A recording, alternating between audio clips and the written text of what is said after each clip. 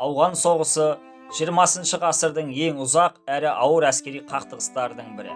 Ол 1979 жылы 25 желтоқсанда Кеңес одағы әскерлерінің Ауғанстан аумағына енгізілуімен басталды.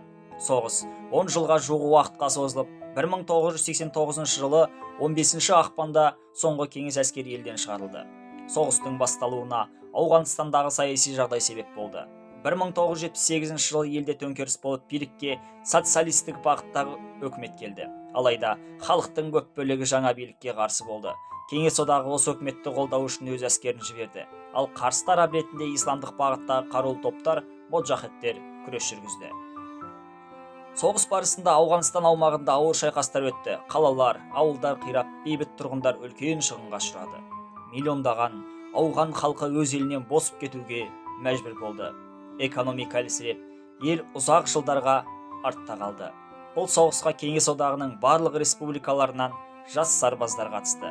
Қазақстаннан шамамен 22 мыңнан астам жауынгер Ауғанстанға аттанды. Олардың ішінде 900-ден аса қазақстандық қаза тауып, мыңдағаны жараланды. Кейбірі хабарсыз кетті.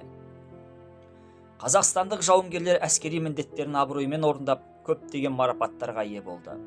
Соғыстан кейін Ауған соғысы ардагерлері қоғамда ерекше орын алды. Қазақстанда олардың құрметіне ескерткіштер қойылып, жыл сайын 15 ақпан Ауғанстаннан әскер шығарылған күн ретінде еске алу шаралары өткізіледі. Ауған соғысы Кеңес одағы үшін де ауыр салдарға келді. Соғыс экономикаға көп шығын келтіріп, халық арасында наразылықты күшейтті. Бұл жағдай кейін Кеңес одағының ыдырауына әсер еткен маңызды себептердің бірі болды. Қазақстан үшін Ауған соғысы тарихтан сабақ алатын кезең болып саналады.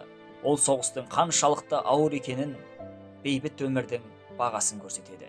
Қорытындылай келе, Ауған соғысы мыңдаған адамның тағдырын өзгерткен қасіретті соғыс. Қазақстандық жауынгерлер бұл соғыста өз борышын өтеп, ерлік көрсетті. Бұл тарихи кезеңді білу, өткенге құрметпен қарау және болашақта бейбітшілікті сақтау үшін маңызды.